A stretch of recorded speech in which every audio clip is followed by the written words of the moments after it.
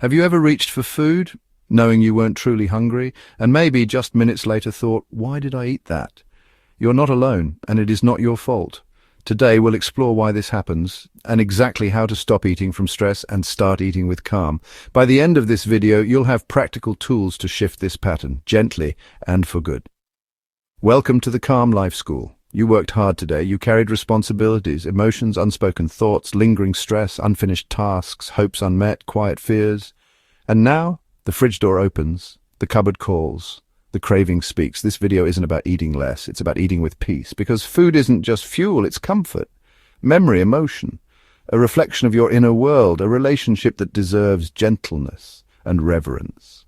If you've ever eaten and felt regret after, if you've ever kept going, even when you felt full, if you've ever told yourself, why did I eat that? This video is for you.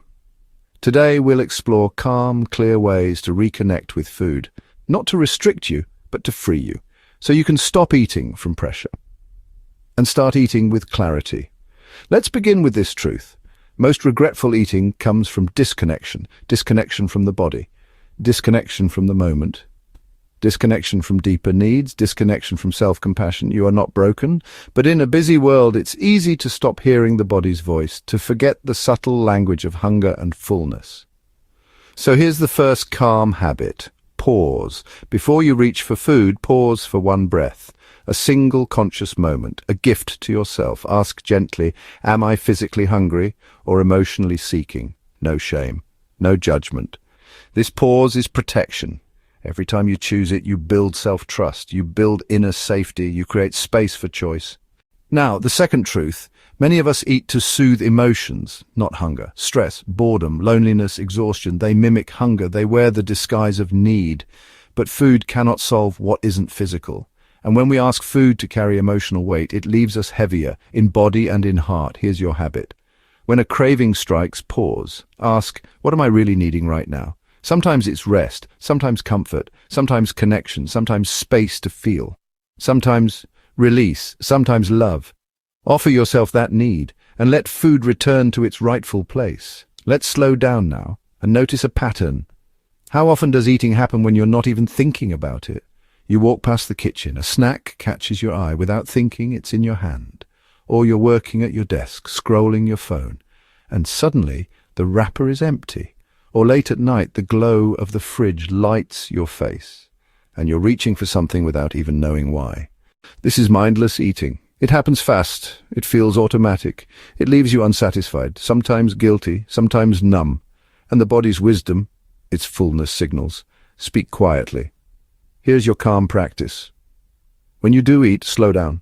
Put the fork down. Between bites, taste. Notice the slower you eat, the clearer your body speaks. Sometimes you'll hear, that's enough, and it will feel good to honor it. Now let's talk about visibility. Many of us eat while distracted, in front of screens, standing, scrolling, driving, even walking. When attention is divided, satisfaction lowers, and overeating follows. Create calm eating spaces, a clear table, a moment of gratitude, a pause before beginning, a breath to center yourself. This small ritual shifts eating from mindless to mindful. Next truth, restriction breeds rebellion. When we forbid foods, label them as bad, the mind fixates, and when willpower wears down, guilt floods in. Instead of harsh rules, cultivate gentle boundaries. Ask, does this food honor my body today? Does this portion feel kind to me? Kindness, not punishment, builds peaceful habits. Now reflect on this. Sometimes we keep eating because we've disconnected from fullness signals long ago. Relearning them takes patience and compassion and time. Here's a gentle habit. Mid-meal, pause. Check in. Ask, where is my fullness right now? Empty, comfortable, satisfied?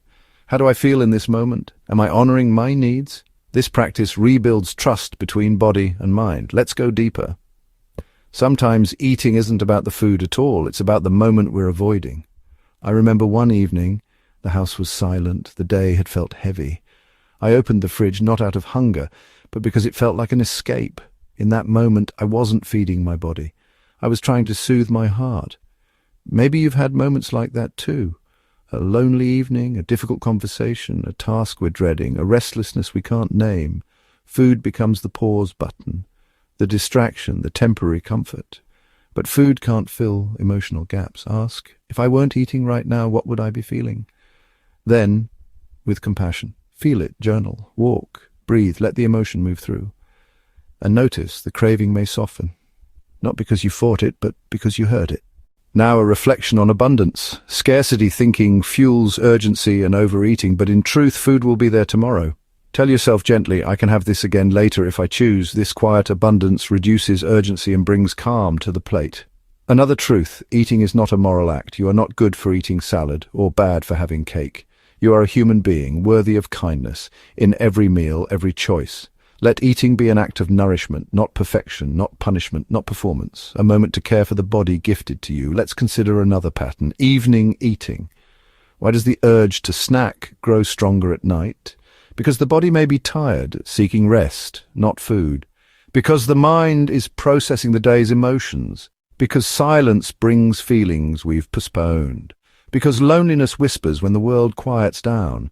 Before evening snacking, ask, what am I truly needing now? Sometimes it's sleep, sometimes it's soothing, sometimes it's simply presence.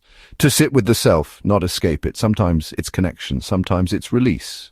Another pattern, social eating. At gatherings we may eat to belong, to fill space, to ease awkwardness, to match others, to avoid standing out. Notice when this happens, without shame, and ask, can I connect here in another way, through conversation, through presence, through gratitude for the moment, not just the plate, through shared laughter, through eye contact, through sincerity. Let's reflect on another layer, emotional memories around food. Many of us carry stories, finish everything on your plate. Don't waste. Comfort comes from sweets. Clean your plate to show respect. Food equals love. These messages shape behaviors. Bringing calm requires awareness. Next time you feel an automatic urge, pause. Ask, is this my story or my true need? You can honor your histories without being ruled by it. Another common moment, post-stress eating. After a difficult day, the craving to treat yourself arrives. Ask, is this self-kindness or self-soothing? Sometimes true self-kindness is a warm bath, an early night, a gentle walk, or a prayerful moment, or calling someone who brings peace, or a meal enjoyed slowly, with care, not rushed or numbed. And here's another reflection. The rhythm of your life shapes your eating. A hurried morning without breakfast, an afternoon skipped meal, and then the evening binge. Gentle structure creates calm, regular, balanced meals, time to eat, time to digest, time to listen. Eating with rhythm helps the body trust again. Now breathe.